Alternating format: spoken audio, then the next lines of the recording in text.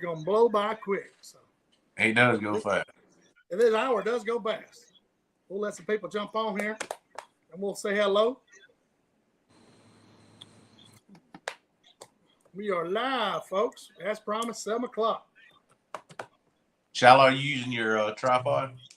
I am using my tripod. Hey, it's been handy, twice before? Yeah, right here on my. Oh, yeah, there's nothing wrong with that. Nothing wrong with it. I'm not having. We got 4 or 5 people jumping on here. We're gonna let a few more get on here and say hello to everybody. Tim, what you got your on? I got one of the little things that stick to the table. Oh, Tim took that. Holds the phone. He's got a suction cup somewhere. I actually bought it for my truck, but I'm always the one to ask the off the wall question during this. So. Do what? So I'm always the one to ask the off the wall questions. We got a few people. We got 8 people. Somebody can hear us. I hope y'all can hear us fine. We got about 12, 15 jumping on here. Y'all know the fella below me there and his beautiful wife, Jessica. John and Jessica below me. That's Shilo Shoppell. How'd you say your last name right? Because I won't say Shoppell. I want to hear you say it one more time like that. It's I'll butcher it. Shoppell or Shoppell, either way. Shoppell or Shoppell. Okay. I don't want to butcher Shiloh's last name. We're just going to say Shilo anyway. And you got Tim Pentecost down below him, the guys. No, it's Tim Sexy Pentecost. Yeah, that's right. They are the Alabama Crappie Masters State Championship. I got a picture of them in their plaque. It's not too big a picture. I don't know why it didn't blow up. But there they are. Them plaques about as tall as y'all are. Lord, them nice. Hey, they were nice plaques. I'll give them that is credit. nice. Yeah. Keith Cole did an excellent job on that. That's nice. Yeah. Keith, man, Keith went all out. You know, He done a great job. we can't say enough good things about Keith. He done that, and that's good. So they are the reigning Alabama Crappie Master State champs. They won down there at Cooter's Pond on Alabama River. We'll talk a little bit about that here in a little bit. There's old Corey Newby. He's from Rome, Georgia. There's Holden. He's from Louisiana. I guess he still catches them down in Louisiana. Shilo, you ran a trip today and caught them pretty good, didn't you? Yeah, we had probably 25 or 30. That's awesome. So, it was a You good caught day. them at Weiss, right? You were at Weiss? Neely. Neely. Okay, that's awesome. Okay, you was at Neely. Yeah, them fit. We finally got some rain, so the creek's muddied up a little bit. Yeah, got a little coach. John, it's dumb. They're sitting back there 9 to 11 foot deep, just suspended like bogeys. Oh. What about you, Tim? Did you guide today? We lost Tim. Tim fell off. He'll Tim get must have back. got a phone call. I'll get him back on here. You just Shilo, you just running and gunning, I guess, and just see him bust them in the back. Like I had the brakes all the way down, see them, bust them. I'll throw them on 4 or 5. Just next fish, stop, slam on them and go to the next one. You got some nice whitefish too, didn't you, Shilo? Yeah. The blacks right now are being finicky. Yeah, that's you can't depend on them things this time of year. Yeah, the hotter it gets, the worse they're gonna get. I don't. There's Tim. I don't understand why. I lost you there. There you go. He's back. We shuffled around a little bit. That's all right. Though I wonder why a blackfish acts so crazy when it gets hot. I don't. I tried everything. Like I had them casting out on all the way down to the 64th, and they still just sat there and looked at it. I do think this about a black crappie during the summer is if you get some water moving, they're gonna do better. And I think a lot of times, like during the dog days, when everything gets calmed down and we're kind of in that drought period and the water's not moving, it affects them. Kind of like a spotted bass is. He wants a little bit of moving. Oh yeah, water. they want some current moving. You're right. Yeah, and I think the black crappie's similar to that, but I don't know. It just like today I went here and probably 90% of the fish that I caught were white crappie. The black crappie just weren't doing it. I ain't caught any white crappie here in a while. Out of all the fish we had today, I bet we had 5 blackfish. Really? Yeah. I caught some in Miller's Ferry. We caught them pretty good Saturday, but man, you catch 1 or 2 fish off a brush pile, and there might be 30. I mean, it wasn't like they was on fire, but that's about all. Now, I think we didn't weigh in, but like maybe 1 or 2 white crappie this past weekend at the tournament. We were mainly just catching black crappie, and Shilo was on the good whitefish. Hey, guess who? Yeah. Who weighed Did in you 12? Guess who weighed in 12 with them whitefish?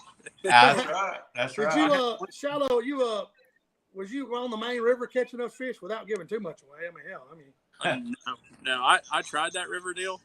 It ain't for me. I got you.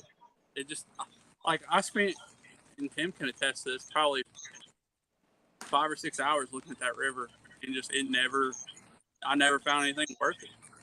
Right.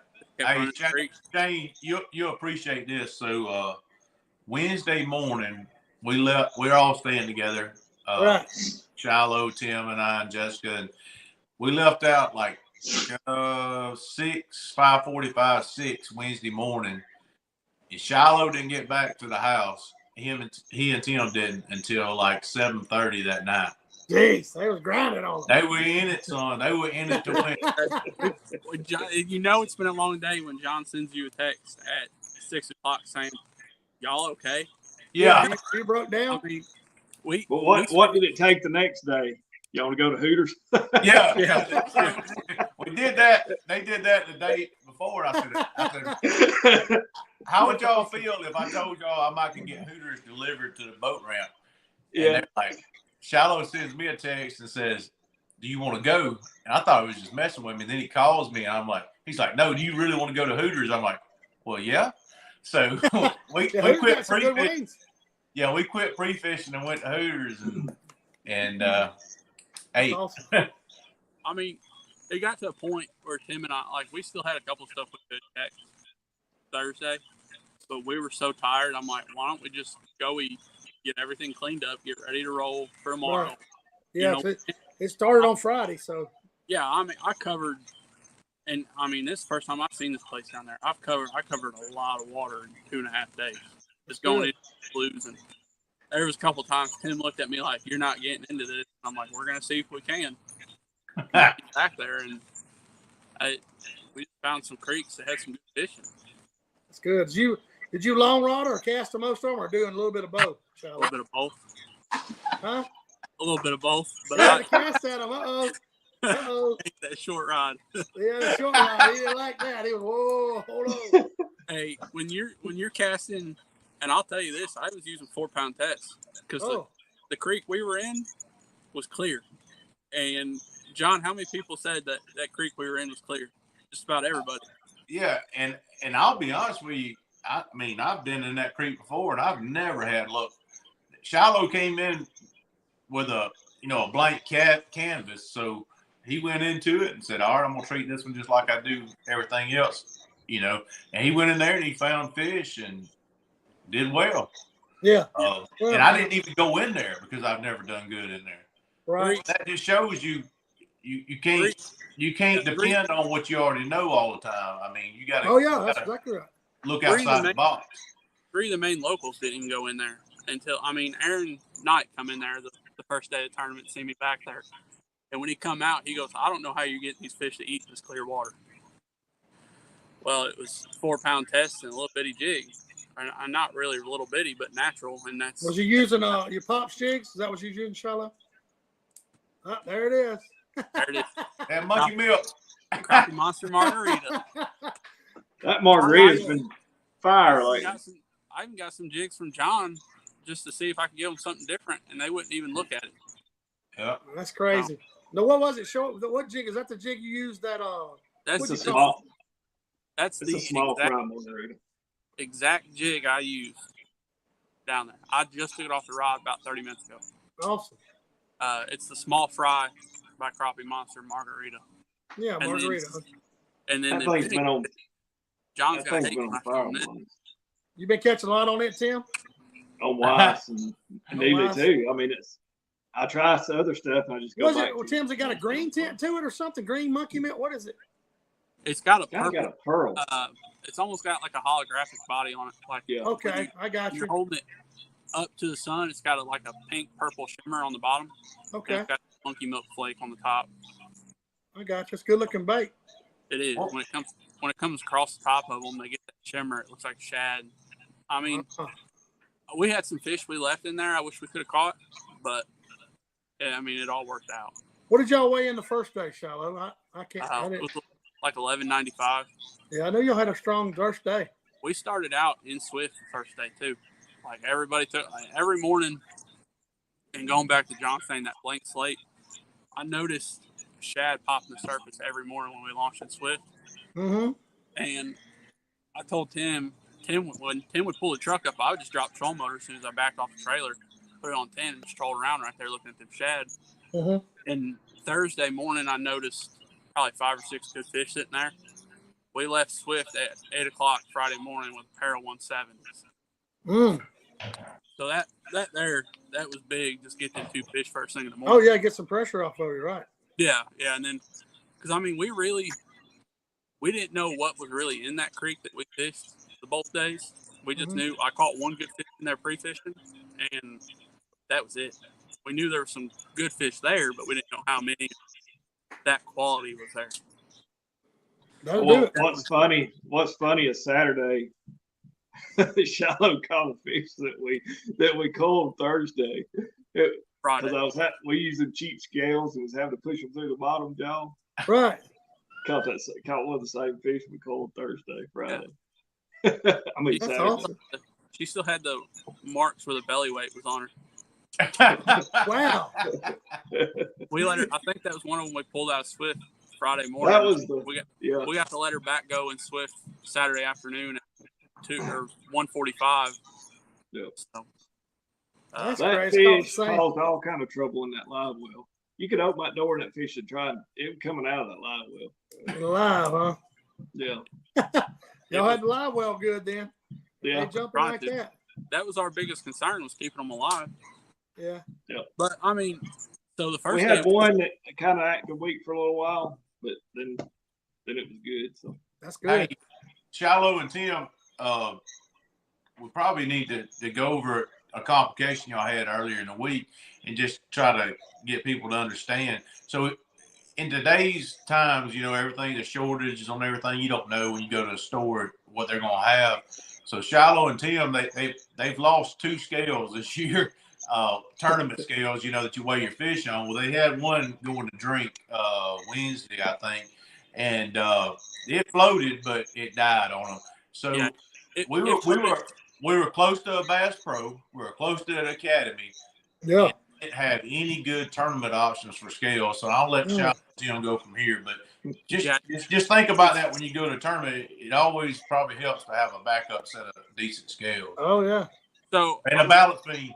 First off, I'm gonna have to talk to Keith and ask him to start carrying some of those Rappel scales. But the last 2 tournaments, Mitchell and Alabama River, they just fly out of the boat. I don't know, like that just. Tim said that Rappel looked like a cloth just flying out of there. It looked like it just looked like a koozie or something blowing out.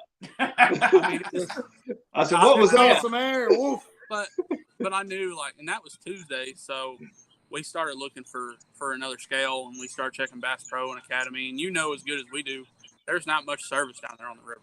I mean, nowhere. No, it's not. No. Nowhere down there's got good service. So we checked Academy and Bass Pro while we were sitting there at Hooters, and neither of them had a good option.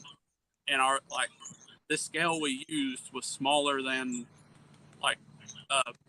AC. A deck of cards. It was smaller than it was smaller than deck of cards. Yeah. And our first fish Friday morning we put on it was a big, like a 170 something. And Tim put it on there, and he looks at me and says, it's a 130. I turn around and go, what did you just tell me? He goes, a 130. I'm like, no, just put a cold tag on her and put her on the left side of the live well. She's definitely bigger than that. So 130, you're like, oh. When we got the weigh-in Friday, John's like, how'd you do? I'm like, it says I got 1089 on my scale, but I know that's way off. He goes, what do you mean? I said, trust me, it's way off. And when I started pulling fish out of that live well, he goes, yeah, that's definitely off. Yeah, I looked at his fish. I was like, oh, hell no. It was over a pound off Friday and a pound off, a little more than a pound. Have any of y'all used the new bubble scale? I haven't used it. I have. It's legit. It'll lock your fish in for you. There's no more hit and lock. It'll lock it in and have your small fish already on the screen. Okay. All you gotta do is tap it and they'll switch. And if if you want to like go fishing one day and fish against your buddy, you can start a tournament through the app on with the scale. Really? Like fish against each other that day. That's pretty cool. Yeah. Well, Patrick Stone's on here. He said that scale got Ricky Bobby style. Oh, it got Ricky Bobby, for sure. But, like, especially since the first day when I come in, I told John, I'm like, my boat's running right. He said, what do you mean? I said, I was doing 68, 70 mile an hour down that river today. And that's all it took. I mean, after that, I'm like, something's going to fly out of this boat. Well, it was running. I hear you. The first set, we don't know where they're at. They're on Mitchell somewhere. Yeah, they're on Mitchell somewhere between Dam and whatever ramp we put in at. Hey, that's why it's good to keep that balance beam on the boat just in case. I ain't balancing nothing until I get in the park. You damn sure you balanced them the other day. Hey, that's because I needed to balance them 2 big fish. That's right. But hey, I'm with you. I've got that utility box. I have to stick stuff in Shilo, or I'll punt that in the river, or I'll kick it or drop it, or 9 times out of 10, I've got a space between my console and my seat. I set it right there, or I set it right on the cooler going up to the front deck. Well, we had left it a little high up on the front deck, and it's kind of went airborne. Yeah, it's funny. You know, we got in the show, 2 weeks ago, John, where we were just talking about just mishaps, like him dropping his phone and watching it go down. And I broke 9 or 10 rods one time at the same time. I mean, I flattened the end of a Jinko Saturday on that river. And when I mean flattened, the troll motor come up and the foot of it come down and landed on the end of that Jinko and just smashed it. Uh-oh. There goes Tim. But that, and then John's going to laugh at me at this, running out of gas this past week. Dang. We just kind of sent it. There was no rhyme or reason this week. We just kind of went for it. Shilo drives me crazy. Who goes to a tournament and don't have the boat full of gas? He said, "Oh, I think I got between half and 3/4." I'm like, what? There is no way on God's green earth that I would go. And I'll just tell you, when we left the ramp at Swift Saturday morning, I had just over a half. When I sat my boat down, well, I didn't even idle into Swift that afternoon. I trolled over to Swift because I had just over E. Like, it was on E. Oh, so Hey. Michael Smith's asking about scales. I guess everybody uses Rapala scales, right? I mean, Rapala, yeah, Rapala. I like those Rapalas. Yeah, I'm getting a boat. I am. I want to get Wisely Tackle has a bunch. No, I do want to get one of those bubbles. Where's that, Tim? Wisely Tackle has a bunch of the Rapala scales now. I looked yesterday. Okay, good. Hey, Shilo, when you were talking about That's the only place I've seen them. in the center area for the scales, I know why you didn't have any room. Tim had all his snacks. All his snacks was right there in the middle. I tell you what, Tim did really good this past week. I didn't hear very many Twinkie wrappers opening, zebra cakes, nothing. Like, Jessica made me some sandwiches. I didn't have to. Yeah, There you go. I didn't get a single sandwich all week, which is, I mean, I that offered. is. What are you saying over there? I said I offered. You You did did offer. I even offered him one of mine. He Oh, wouldn't take it. goodness. When I tell people, like, when I get in the boat to tournament fish, and Tim can attest to it, when I put that troll motor down, I don't look up. I mean, I barely grab a drink of water. I mean, I'm going, and there's 2 things: catch a fish and go to the next spot. That's how it is with me in the boat. Yeah. If Tim gets to eat all the snacks all day, I get to do the work. Although I had Tim a little nervous Friday about 8:30. He let one jump out of the net. It was a good fish, and I had to bring her back to the boat and for him to net her again. That sucker come out of the net, back in the water, under the boat. It was crazy. We had a little net mishap. I hit one in the head trying to net. Yes, Jessica. This fish, he had netted it, and my outlaw's not at full stint, but like he picked it up. She's 5 foot off the surface, and she jumps out of the net back into the water and pulls at least 10 foot of drag. Man.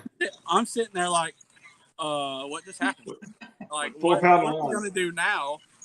And I get her back close enough to the boat for him to net her, and he's like, I'm gonna put her at our feet before we do anything else. So He was trying to fist bump me. I said, I ain't got that fish in the live Oh, Well, you should always know. hey, I had one split my net one time. And then she shook and I had a loop knot tied, and I guess the eye opened up and she done like that, went right through the bottom of the net. I was like, well. So I mean that's kind of where I was going when she jumped out of the net. Because I just tied a little bitty loop knot. I'm like, I don't know how this fish is hooked anymore. Like, this is gonna get really serious real quick. And that fish, I mean, it was a key fish. It was a 180. So, oh man. So Jessica just brought up a good point. If you were in a tournament, I know it's cute for us to boat flip fish and all, but we had a tournament fish that we weighed in was barely, I'm talking about like a 16th of the skin, a 16th of an inch of skin was what had that fish on. If you would have tried to boat flip a pound and a half, That's you break it off. So it's crazy. If you're in a tournament, net those fish.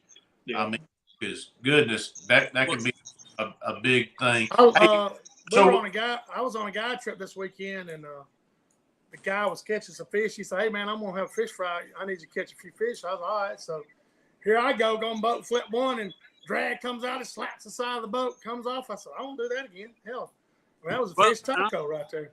I mean, we shot docks for about 30 minutes Friday. It was about the worst 30 minutes of the tournament. Hey, we did it. That's the worst thing you can do. We were appeasing everybody at the house this week. We shot docks. We fished the river a little bit. I mean, we just went everywhere. There was no stone unturned on that river for us this week. That's good. Y'all covered the water. You worked for it. Hey, and y'all won the championship for it. We went in different creeks, shallow creeks, deep creeks, standing timber, no standing timber. It just is what it is. Right. So we hadn't really like dove deep into it about the tournament, like what everybody did. I mean, my hat's off to Shilo and Tim. I mean, they showed up somewhere that they're not familiar with and dominated. 2 days on Alabama River and to put those weights up, postpone summertime weights is amazing. Jessica and I, we were within a half a pound of them in the first day, but we burned like all of our stuff that had good fish on it. We pretty much just slapped it to death the first day because we knew we had a 225 boat bass tournament going out of Cooter's Pond, and Saturday was going to be tough. And Shilo and Tim, I mean, they stay consistent. And that's what it takes. I mean, we went 11.5 pounds down to 881 on day 2, and they stayed right there, even keel, and busted it again. And Aaron slipped a little bit, and they got him for it, won by a pound. So if y'all will, Shilo, just kind of take us through what you were doing. Depth of water, that kind of stuff. And so we kind of found that shad deal right there in front of the Swift Creek ramp on that shallow flat Tuesday morning, and I just kind of built on it every morning. And Friday I knew we could spend 2 hours in there, and there's some pole timber in Swift too that I wanted to spend about 15 minutes in. That's up max. Either they were there or they weren't going to be there, and there's 3 good fish in that. But we caught one off the flat that was a 165, and then we caught one out of the pole timber that was a 180. And then, like, up there on the flat, I was chasing fish around with 64-ounce jig head and a half-ounce suck 15-foot rod, just trying to set it on their nose and get their attention. And then at 8 o'clock, we ran down to the creek that we wanted to fish. And then, like I said, we didn't know the quality of fish that were in there. We knew we caught one good one out of it all week. And then we never went back in it after Tuesday. We went in there Tuesday afternoon and never went back. When we went in there, I started to kind of put the pieces together Friday mid-morning. So in the back, there's a big flat. And the shad were going in there at night and then coming out. And there's 2 little bitty flats on the left side going in. And there's brush along that channel edge, anywhere from 8 to 20 foot water. And those fish were setting up on that brush, ambushing shad as they were coming out of the back of the creek first thing in the morning. So we got there a little late Friday, but we were still able to pick up 4 or 5 good fish in there, and we seen probably another 5 that were over 1.75 pounds, but we just couldn't get the bite. They just looked. And we knew what time we leave there Friday, Tim? About 1 o'clock. Yeah, so we spent 4.5 hours in there. We spent 4.5 hours in there and upgraded 5 fish, which was above our 1 fish an hour deal. You know, we were looking for 1 good fish an hour, and we went and checked the dock, not too far from there that we had some fish on, and then we went back into Swift that afternoon just because it was hot. I mean, it was like 92, 93 degrees. I didn't want any weak fish, and hats off to the guys that were checking fish at the boat ramps. I mean, John, I know you've seen it before. Those guys that were checking fish, that means the world to us. Instead of trying to keep them live for 45 minutes, getting to the weigh-in, because I mean, there's a lot that can happen in that 45 minutes. So hats off to those guys, and we come into Swift that afternoon, and there was probably 10 boats in there? 10, John? Yeah. At least 10 tournament boats sitting there at the mouth, fishing the pole timber and the stake beds and brush and stumps that were all out there. But I noticed nobody was fishing anything in the back of Swift. So we put the boat on the trailer. We had what we had, $11.95. Saturday, we started where our good fish were. We went right to our creek, didn't even mess with Swift in the morning. And the very first tree, first cast, was a 190. I mean, like 601, and it was a 190. I looked at Tim. I said, "This can go 2 ways. It can get really good from here out, or we are going to weigh in 8 pounds and have a big fish. That's it." And about 625, I stuck another 180 off the top of the brush pile, and we were ahead of our 1 fish an hour pace. And we just kind of sat in there and grinded it out till about 10 o'clock. And we had another slough a little downriver that we never fished Friday. And we went in there, and I think we caught a couple 130s. And then we went to our dock. And this is where the whole running out of gas deal got a little serious on us. We went to our dock, and I noticed we had just under half a tank. And we didn't catch anything in there. We fished all the way out to the mouth of it. And we were about to make probably a 10 to 15 mile run upriver. And I got about, what would you say, Tim, half a mile? And I just turned around right in the middle of the river. And he looks at me like, "What are you doing?" I said, "That spot's been too good to us not to go back in there one more time." And we ran back down into that creek. In the first pile, I caught a 165 right off the top. And then the next pile was 440. Yep. And after that, we didn't catch another fish in there, and we made our run way upriver into Bear Creek. I'm not sure if you know where that's at. Yeah, I know where it is. We fished a little stump in there. It had some fish on it. They wouldn't eat. And then I found out some other boats the day before beat it up pretty good. It gets some pressure put on that creek. So I was coming back downriver, and I had one more stump. This is the only river spot I found. There was 3 stumps in a row at the mouth of a creek that had some big blackfish on it, but they just wouldn't do it. And Ronnie Blease and Maurice Gregory are sitting on it, and I asked them after the tournament if they could get them to eat, and they're like, "Nope." And they caught some good fish in there pre-fishing. And I just knew we needed one more fish. I didn't know we had it, because we had about 10 and a half on our scale at that time. And it was 1 o'clock, and we ran into Swift, and all the boats were piled up there at the mouth. And I looked at them. I said, "We're going all the way back." We went to the back, started fishing stake beds in 8 foot of water. The last stake bed at 145 had one sitting right in the middle. It was a 150, and we put her in the boat. Awesome. Look right at her last small fish. We were trying to fish when we were chasing down Roman fish anywhere from 8 to 10 foot of water, and most of our brush was in 12 to 16 foot, and we were casting out on 25, 30 feet, just kind of drifting that bait over the top of it. Yeah, that's your typical summer river pattern right there. Yeah, it really is. It was, and we had a couple piles in that creek that we were fishing that was full of big fish that they wouldn't budge. I mean, I tried. They wouldn't even move out of the way. They were like,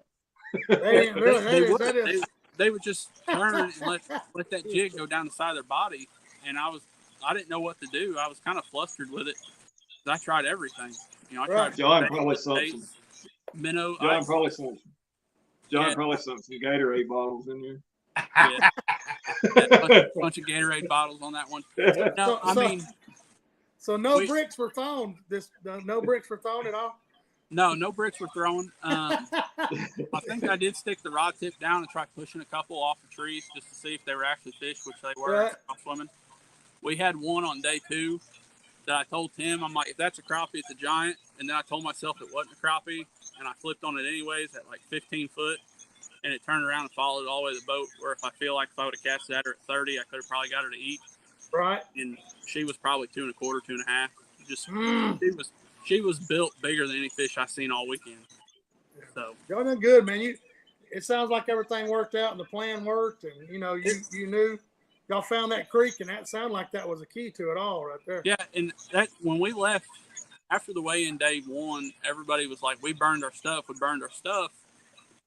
And Tim and I were in that boat like, we still have 10 or 11 spots. If we needed to run, we could run them. Right. You know, and it was a good tournament. We spent a lot of time looking. We caught some fish pre-fishing, but we didn't try sticking a whole lot. Yeah. And we did more looking than we did fishing. Yeah, that's even on downriver, Miller's Ferry and below Prairie, and that river fishes like that. You find those certain spots. That's Yeah, and I mean it was just a pinch point where them shad were coming out and the big whitefish were still sitting there. And I think what would happen is them big whites pulled in there this spring and spawned in the back of that creek, and they haven't made it to the river yet. I felt like more fish were moving out of the back of that creek towards the river, but they just hadn't made it there yet. And we were just cutting them off, and they were following them shad out. So we fished totally different than Shilo and Tim did. We fished out on the river, on the ledges. That's what we like to do, is river ledges. And there were some fish out there, but they haven't. What he's saying is making so much sense. They haven't all come back out to the river ledges. Right. Some of them have, and some of your hotter stumps and some of your hotter laydowns had fish on them. But stuff that will have it later on in the summer doesn't have fish on it yet. It's like they haven't all come out to play yet. Oh yeah, you're. I don't know. I've been in discussion with different people. I'm not sure if those fish are not several weeks behind, like where they're supposed to be. Overall, what do y'all think? I mean, I think right now, if that tournament was this weekend, right now or next weekend, that creek that I caught them fish in, they wouldn't be there. Right. I fully think that they would be out on that river, suspended somewhere. They weren't there, or they're not. It's not that they aren't there. I think they're just in that transition. And a lot of them piles that had good fish on them earlier in the week, them fish were, sliding. Like the first Tuesday, they were in the back third, and that Wednesday or Thursday, they were in the midway point, and then Friday, they were in the first third of the creek. Yeah, they didn't move very far, so that's what you're saying. No, they're following bait back out of the creek, and there's definitely a little shad spawn going on there too. Oh yeah, I'm sure there is. Man. The thing with Swift is there was a shad spawn going on in the back, and those crappie were just back there feeding. Those bigger whitefish, they're just like a bass. That's the way they behave. They're out there. Yeah, I knew that they were whitefish back there in the back of Swift first thing. As soon as I seen them, the way they were acting, they were chasing the shad schools around. Right. That's a good thing to run into right there, buddy. Hey, Tim, tell everybody what your title is. Yeah. What did he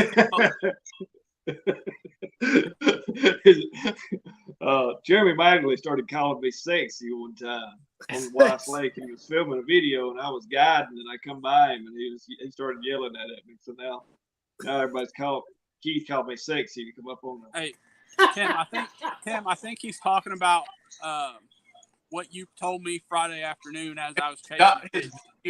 Your medical stand. Yeah, your veterinary. Oh yeah, CCRP, certified crappie nurse practitioner. Kept them suckers alive. About midday Friday, I'm standing on the front of the boat looking at a brush pile, and Tim goes, "I'm a CCNP." I turned around and said, "What'd you just say?" A CCNP, Certified Crappie Nurse Practitioner. He was That's back first time I heard that. That's first He time was I back heard there that. taking care of them fish like they were no tomorrow. That's good. Hey, He did it. somebody's got to do it, man. I mean, He did a good job. I mean, and I appreciate Tim riding around with me because I know I throw some wild ideas out there, and he's like, I'm all for it. We'll see if we can get in there. If not, I'm sure we can ready to get us out. That's awesome. But Hey, Shilo, everybody needs a little coaching there now and then. Somebody has to calm me down sometimes. no, exactly. And we can bring up that whole angler etiquette Saturday morning. Oh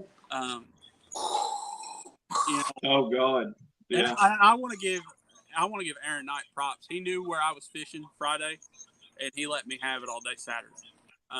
He never come in there, and he goes, I wouldn't come in there because I knew that's where you're catching. He goes, if I was going to beat you, I wanted to beat you off my own stuff and not off something that you had found. Right, man. So, and I want to give him props because most anglers nowadays, they're looking for that pole to bend. When they see that bend, they're going to come check it out. Right. And, I appreciate that from him. So, Let's just speaking of ledges, our fish here on Weiss, there's not any big fish on our ledges yet. really. Yeah, I went this morning. There's some small fish out there, shallow part of the ledges, but there's nothing. So I'm just going to touch on this, and we won't talk about it anymore. So, like, if you have a 2-day tournament and you're in, like, say the top 5's within 3/4 of a pound, and you're behind, the etiquette is don't go, or if you're not in contention, don't go where those guys are that More are like 3 pounds, wouldn't it? Yeah, if you're 3 or 4 pounds behind, don't go. Don't messing with the guys that are in the top. I mean, you can't beat them. Let them do their thing. You know what I'm saying? And you go get you a bag, but don't go where the top guys are fishing. Especially like in the shoes that we were in going into Saturday morning, I think 5th place was only half a pound out of it, 3/4 of a pound. Yeah, we were 4th and we were half a pound behind. Yeah, and I mean that's not much. You can make no. You got to fish hard then. We lost the fish the day before that we would have been 0.2 away from. Seeing Jess pull that fish out of that cooler Friday made me sick. Oh, I mean, that was a big old fish, and that's summertime. That's just how it is. Oh yeah. Some of them keel over, and some of them don't. No, we were lucky didn't have 7 dead fish. Yeah, and then you use the live well all the next day, and it worked just fine. Perfect. Yeah, everything went fine. That's crazy. You don't ever know the way those fish are. Hey, when I'm thinking about it, but if we would have had here, I got 2 tickets to give away to the deer show right there, guys. The Deer Expo. I'm gonna pick somebody out of these comments. Big Daddy gave me Getting Outdoors with Big Daddy Lawler gave me those tickets. I'm gonna give them to somebody at the deer show here in Birmingham. Give them away. He gave me some tickets to give away, and we're gonna give them away. I don't even know how much they are right now. It's not cheap to get in the expo though. So. And Shane, I may not have, even though those whitefish were on a shad spawn deal. Yeah. I'll show you what I was using to catch them. Yeah, go ahead, man. People learn from this stuff, man. That little bitty 64th ounce brown jig. So you're thinking it's a mayfly color? Well, I mean, what are you thinking? That's what I was using. Just something that looked like a bug floating down the creek, and they ate it. I mean, that's awesome. Did you tie that, Shilo? No, Pops tied it. Okay, the Pops Jig. That's one of your sponsors, Pops Jigs. Yep. I remember that.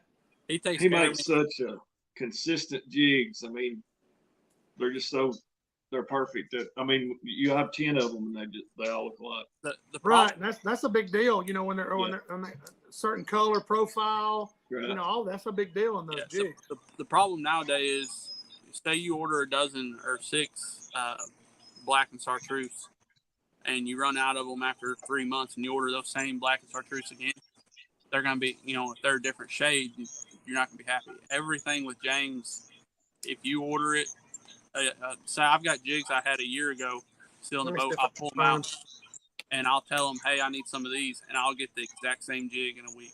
It looks identical. So let's see if I can find the link. I'll post it on here in the comments. You know, if we would have had to run from Swift all the way to the high school, we would have probably all had some dead fish. Yeah, for sure. Sure. Yeah. And those guys, I can't remember that guy's name that was checking fish at Swift, but I couldn't have been more thankful that he was there. So I know I had a couple first day that were weak that I was just nervous. Made me nervous enough that I came into Swift an hour early just to sit around and see if I couldn't upgrade one. Well, I mean, it wasn't but 91, 92 degrees outside. I mean, Yeah. Hey, I'm gonna give a. We need to give us. I tell John that I pumping fresh water from the lake in all day, and he looks at me like, "You're crazy as hell." I mean, we kept putting ice on them, kept keeping them cool, and recycling that water, and that I think that has something to do with that creek we were in too. I mean, it was really clean water. Clean water. I mean, if you would have for a river, if you would have took a glass and just dipped it out of there, you'd have been like, this didn't come out of the river. So that's awesome. That's what I'm talking about. Trent's telling me we're at a Grenada in the morning. He was telling me he put something together, and that's good news. Maybe I can go over and catch something. That'd be fun. I can't wait to see the pictures from that. Yeah, we're gonna go over there and play around, man. Let's thank some sponsors, John. You need to thank Andalusia, man. They come on while you were down there eating dinner, they come on board with us. So yeah. Go ahead. Thank them, Johnny. So Andalusia Marine here in Andalusia, Alabama, they're known as the stick steer headquarters. I mean, a lot of people like the Crappie steer from the front, stick steer from up front. They've got an awesome, it's called the ultimate pancake boat. Everybody that gets in the boat loves it. I call it a selfish man boat because today in live scope time, you're fishing from the front of the boat, and you got it all to yourself. But they also are an express boat dealer. They brand up pontoons. They are full service headquarters, anything electronics. If you buy it from them, and let's just say you bought a boat from them, hey, I saw this on CrappieKast. I'll tell you what I'll do for you. Buy a boat from them, rig it out with them, and I'll take you out for 30 minutes to set your electronics up. Just there you go. You can't beat that deal. Can't beat that deal. I'll take care of you. That's awesome. I may just have to that. Yeah, we're gonna I need to come down there and look. Really, I'm gonna buy a boat here. John, I caught one today. Y'all got a place to stay. Y'all know that, Tim and Shilo. Yep. We caught we were talking about them fish being a couple of weeks behind. I caught one today in 18 foot of water with the eggs running out of her. Yeah. He said eggs running out of a stump. He told me that earlier. I was like, what? Pouring out of her. I flipped that fish over and I'm like, are you kidding me? I mean, just loose eggs just running out. I'm like, she was down there spawning June 15th. Crazy. 78-degree water temps. So. That's crazy, man. That's crazy. It's a wild time of year, but it's been a wild spring. It has been. It's crazy. The weather, it wasn't too long ago. It was cool in the mornings, just crazy. I'm going to thank the next sponsor here. Power Brakes. I'm out there. They're out there putting a relay on mine right now. I had to get a new relay. I let mine get a little wet. Hey guys, these relays on these Power Brakes, make sure you put some dielectric grease on the contacts inside that relay, because I let mine get wet, and that's on me. But those things work great. Chad Clifton makes a great product. I'm gonna run the mess out of them when I get out there in Grenada tomorrow and all through the weekend. So I'll give you an update on them. But I appreciate Chad coming on board. Oh, Tommy just said, Shane, we fixed your boat. Tommy's out there. He's out there putting the relay on and getting it wired up. Tommy's awesome. He can work on about anything. He got the brains. I tear stuff up. Tommy fixes it. It's like, Shay, you all rephrase that one. What's that? Oh, I got you. He does. I tear up a lot of stuff Tommy fixes. No kidding. We literally so there's a big group of us that travel. Shane, I know you're aware of it. Yeah. You literally have to think about what you're going to say. Oh, them two right there on the bottom. Hey guys, you can't. Yes, those two right there. Yeah. That's anything you think. What did you say? It's stupid. But hey, if there's a chair in that house, it's going to be abused. if there's a chair, it's gonna either get kicked over or flipped over. We had one chair, Shane. We had one chair in the house. Shilo abused that chair. If he knocked it over one time, it was 8. They all stay together. Now Kevin and Jessica Hicks stay with y'all too, right? So yeah, it's Shilo, Tim, and John and Jessica, and Kevin and Jessica. Trot and James Trot. Remember the first Mitchell? The recliner. They took out the whole recliner. Yeah, I took that recliner straight back, nice and slow, and I could have sat there all night, just slept right there. But hey, he fell on back in the recliner, was like on the floor. I have never seen Shilo move so fast. I got the camera out trying to get a picture. Shilo come up out of that floor, like somebody hit it with a camera rod. That's awesome. So that's what's fun. That fellowship, guys, that's why a lot of people still hunt today and they stay in camp together. And a lot of people do this fish camp stuff. We need to start doing that. I mean, that'd be fun to do some videoing and cooking and eating and just go over there. And we need to plan a trip like Grenada over there. Just try to get it together, go over there and have some fun, Yeah. Yep. We all talked about it this past week about just going somewhere and fishing for fun. Having a good time. You got Talcon, man. Talcon in the fall, I got introduced to it in December. It's unreal. Talcon, John likes fishing in river channel edges, but when you see a school of like 1,000 fish all over 12 inches floating out on Talcon, it's unreal. You just start firing away. Exactly. It is unbelievable. Like I mean, we're literally, I was throwing, 50 foot, and those fish were just burning. I mean, the most aggressive. It's like you're on a different planet, I fished that Crappie USA down there first week of January. Right. And they were all sitting out there in front of the dam, and I was casting 80, 90 feet at them, and it was unreal. I mean, those fish would you'd have 10 or 11 fighting over who would eat it. Right. So, but we've all talked about it. We're going to have to go somewhere and fish just for fun. Yeah, I'd love to. Yeah. Hey, like I said, without the stress of a tournament, just go and have fun. Yeah, exactly. Yeah, right. Y'all have fun anyway, but you still got to get your game face on when tournament time comes up. Got to go to bed early, get up early. Yeah, nobody ever beats our friend group to live wood check. No, we're the first. What time? We live 2:30 in the morning, folks. Yeah. What time did we get there Friday, John? We were at the way like 25. Early. But like at Mitchell, there's limited parking. Lake Mitchell people, get yourself together. You need more boat ramps. Yeah, you really don't have. You got Lord, you just got Blue Creek down there, way down the other end, and you got Higgins Ferry, and that's about it. That's what I'm saying.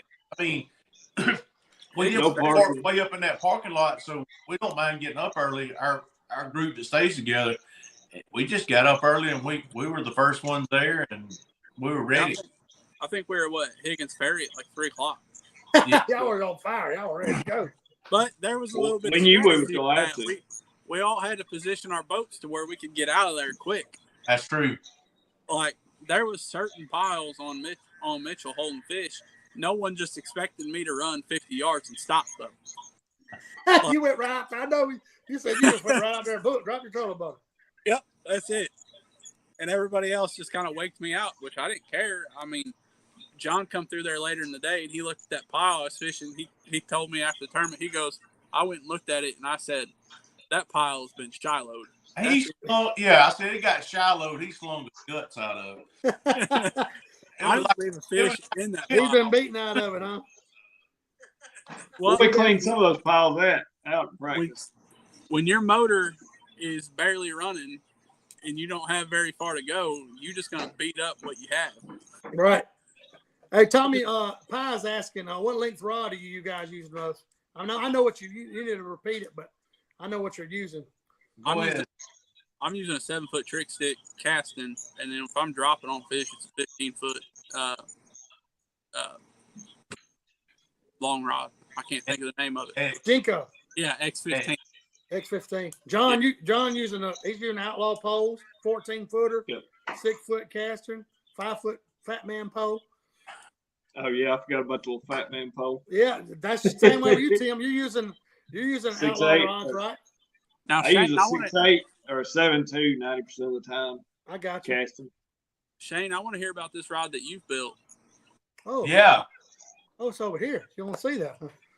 It's somebody's gonna steal it from me. It's in my boat. I have to go get it in my boat.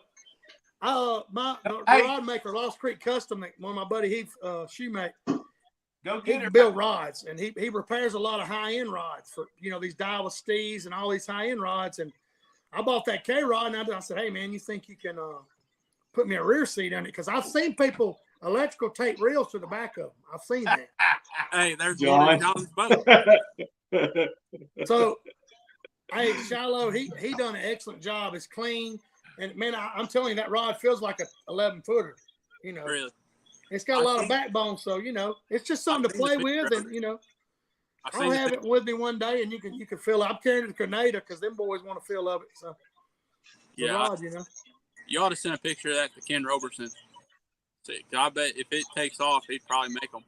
Well, it wasn't that hard. I mean, the guy said, he put a rear seat and blended all the cork. Didn't have to do that, but it looks really good. I mean, I wish I had a picture of it. That was the biggest thing that I seen was you added that rear seat, but it was still all cork all the way up to the rod blank. Oh yeah, and to be honest with you, I would probably shave some of the cork down. Right in front of the rod where it comes off the cork.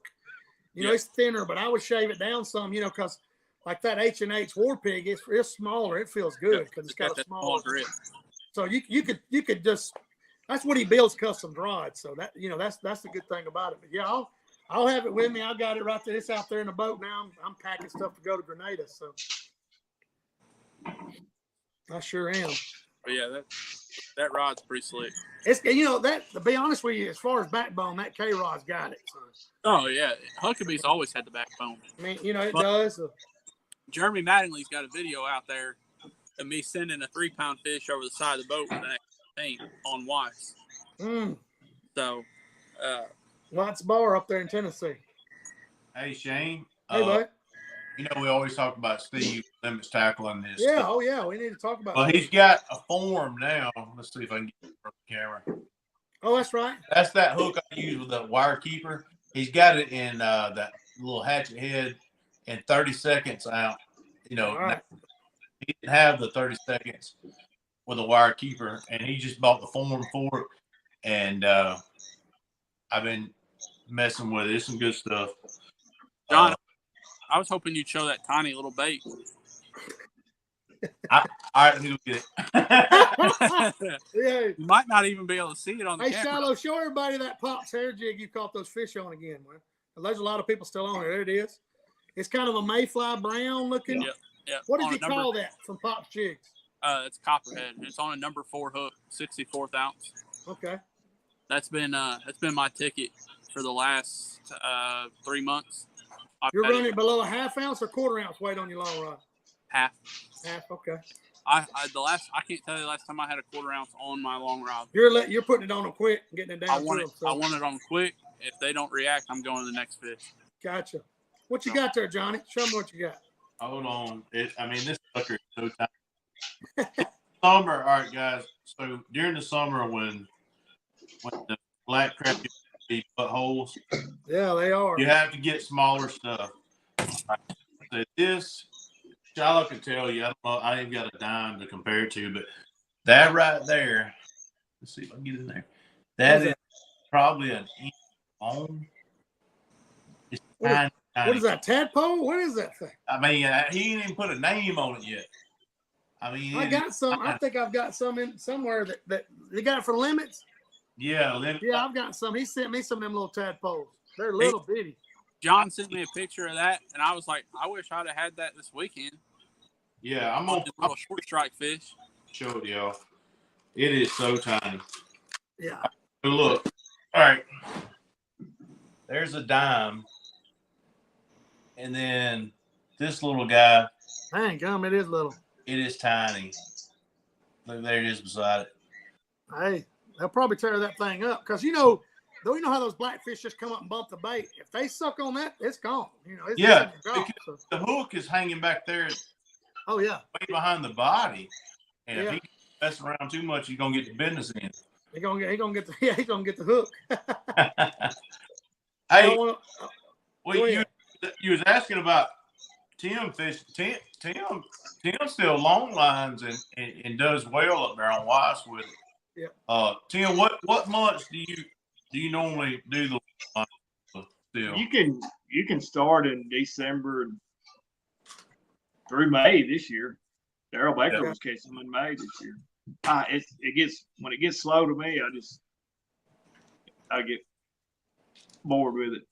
But it's a art that many people don't still possess. You know, there aren't many people that can still do that. You know, Yeah, and you know Tim puts and they think they're a crappie guy now. Yeah, they're you're still trolling up there at Weiss Lake. You're still running trips now, right, Tim? yeah, it's good. It's good depending on the customer skill set and stuff. Right. I mean, you can still, you know, it don't matter who it is or how well they can fish, they can still catch them like that. So, Oh yeah, because you know you get some older gentlemen that can't cast like they used to, and they still want to catch fish. You know, hey, I'm kids, with it. You know, I have a lot of kids. Right. Yep. That's awesome. I want to appreciate y'all being on here. Alabama Crappie Masters state champions, right there, Shilo and Tim, right yonder. They've been sharing some tips in here. You better pay attention, guys. What did you do with your big plaque there, guys? What'd y'all do with them? I've got mine sitting in the house. Okay. We've also got that first place points plaque too. Yeah, oh yeah. Mine is my plaque is lost actually. Keith can't find it, so he's having to find it and bring it to me. But I mean, I've got one. Hey, Keith Cole done an excellent job. Next year he's going to have the Alabama Crappie Trail. Yeah. They've already got the schedule out. It's going to be some fun. He done a great job with all that. I'm glad he took the reins of that thing and made it into something. He put more time in that trail this year than anybody I've ever known to put in any trail. You're right. You know, I think he's put more time in it than some of the guys that put time in the national trail. I believe it. I believe it. Well, he contacts me a lot, you know, all the time. You know, he'll call me. The best part is he's completely unbiased. He's new to it, so he's a fresh face to these commerces, and he's showing them, hey, I know I can't bring 100 boats, but this is what I can do for you. Right. You know, I'm gonna bring, you know, your local state anglers to your lake and let them fish. So right. And he's doing a great job. So next year, I want to see some of those Georgia guys, some of those Florida guys come to Alabama and fish with us. I mean, oh yeah, because you know a lot of our guys go over there and fish those peach. What is that peach one that Scott Williams and them fish? Having 2 divisions next year, I hope we get a lot of the locals at some of these lakes that'll kind of start fishing and get into tournament fishing. I think you're gonna hit Miller's Ferry. You're gonna pick up some locals. You're gonna hit Franklin's Ferry, Alpha Plumbing right here, D. I don't have to write too many commercials for old D, but because my big head covers up most of the thing. But he's helping push this up here at Franklin Ferry on Bankhead. I think it's February the 10th. That's gonna be a good one. It's gonna shock some people with that weight. It's gonna shock people that time of year. John, I already know one team from Kentucky that's planning to fish our trail. That's awesome. Good. Kentucky. So, Zeke Reynolds, he fished the Weiss Lake tournament. He said it's the best one he's fished. He's planning on coming back. That's awesome. That's good news, man. That's awesome. I think, like I said, we need to grow it. You know, you're trying to mold stuff after the Magnolia, Crappie Club over there in Mississippi. That's a big tournament, man. That's awesome. Yeah. I think we're gonna do good, man. We get more sponsors. We got people like y'all that come on the show and give away tips. You know, and it's not, I'm not down in the bass world, but those bass guys, they're not gonna tell you anything. Everything's a big secret. That's the sad part. There wasn't a whole lot of sharing info this past week at the Alabama River. A lot of us were pretty quiet, so we knew we were all competing for the same thing. That's right. Hey, that's good. I think John Wednesday night said, I just want to beat you. I ain't beat you yet. Now, And I've got a couple people on my hit list, and Shiloh's one of them. Amen. I think when I come in late Wednesday night, John was like, he found something, and I don't know what he found. And I tried to replicate it through that whole river, and I did in a couple spots, and that's all it was. But anybody can show up and compete. I mean, for me, I came from Illinois. I've never seen half these lakes, and I'm learning them on the fly, which is great.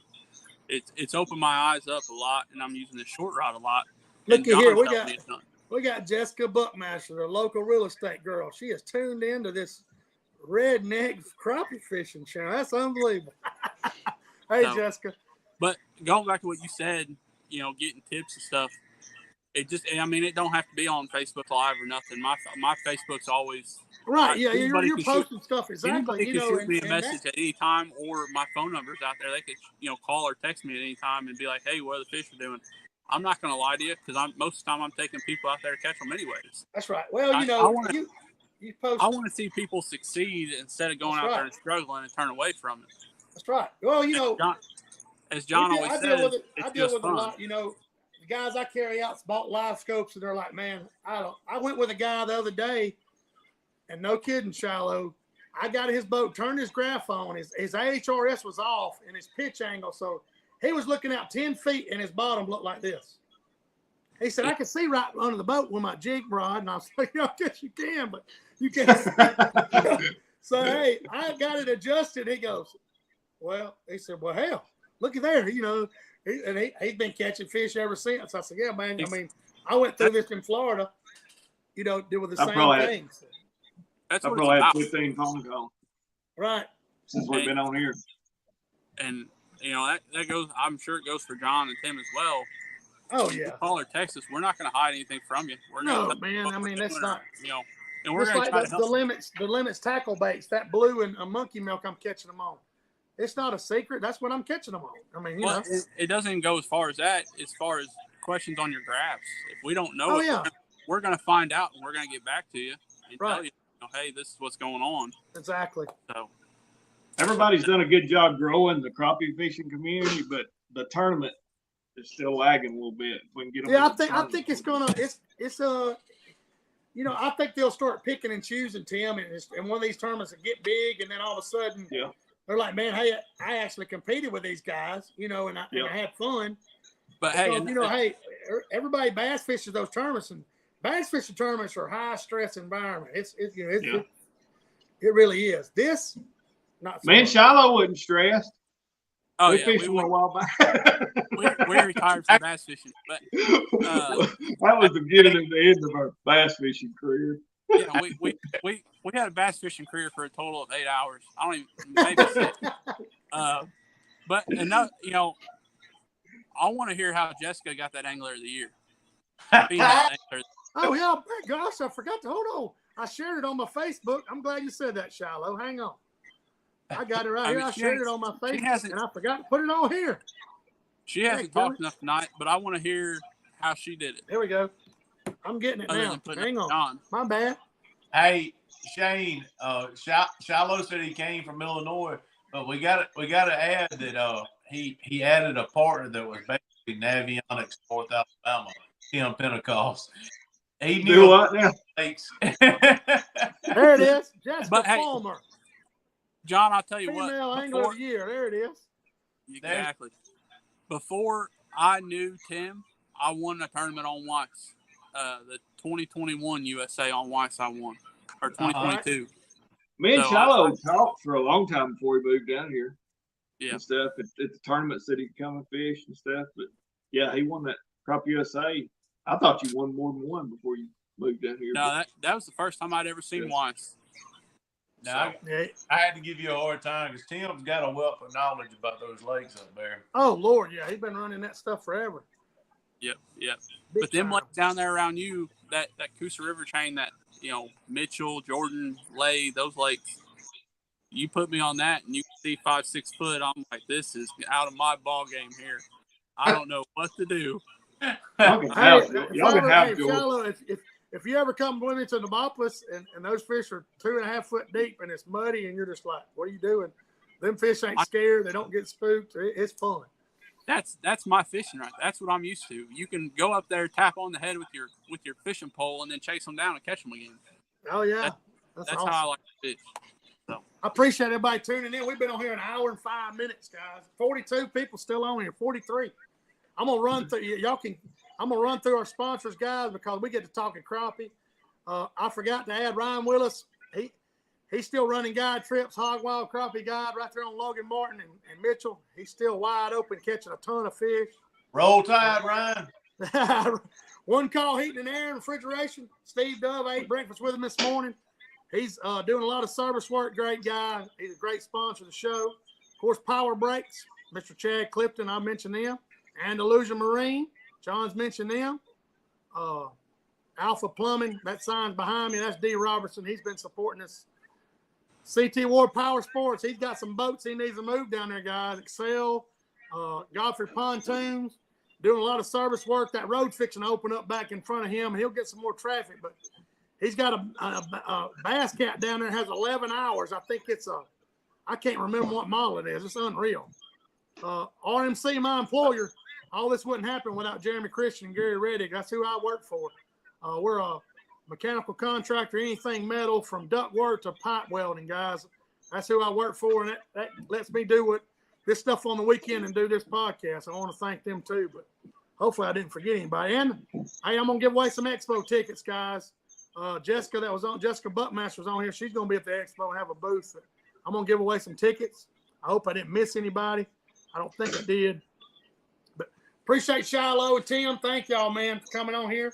Hey, Alabama Crappie Masters state champions. And John and Jessica, as always, it's always good to see them. Hey, I want to give one little tip, summertime tip. Go ahead, John. If you got clear water and you're having a hard time with a black crappie, that all white jig right there, it's tiny now. It's tiny. But if you're having a hard time, just try you an all white jig, make it small. Something about it, I don't know. Shilo can tell you those colors that you don't always think that are going to be the good ones. All black jig or an all white jig. To add to that, I'm still waiting on my jigs. They're done. I just didn't bring them to you. So Tim, what was Shilo? What was that jig? It was Crappie Monster Margarita. What did you call it? Margarita. It's a small fry. It's just basically the baby shad profile, and it's the margarita I got color. And then the hair. If you're on Weiss or Neely, it's been on fire lately. That's good to know, guys. I'm sure Logan Martin, it'll probably do us pretty good up there too. Yeah, and then that hair jig, it's the show the hair jig again for Pops Jigs. Pops Jigs. Hey Shilo, when we shut this thing down, put their link in the comments right here, please. Yeah, I will. It's a 64th ounce number 4 hook. I tried to look it up and I couldn't tag it in here. So. It's a mayfly color. It's called copperhead because it's got a copper body with a little bit gotcha. Like a pale tail. Hey, y'all stay on after he cuts it off. Stay on, man. Well, I'm gonna end this thing. Thank everybody. Hey man, we had 40-something people on there the whole time. That's awesome. Yes, sir. A lot of comments. I'm gonna be giving away those Deer Expo tickets to whoever in these comments. I'll pick it out. We'll be back next Thursday. I'm going to Grenada. I'm gonna go over and give them fish. I'm gonna aggravate them or catch them. I'm gonna try to go after them, and me and some of my buddies and Tommy and Mike Pennington and Harold Coates and a couple other guys. But appreciate y'all, Shilo and Tim. Y'all stay on here. Thanks everybody. We'll see y'all next Thursday.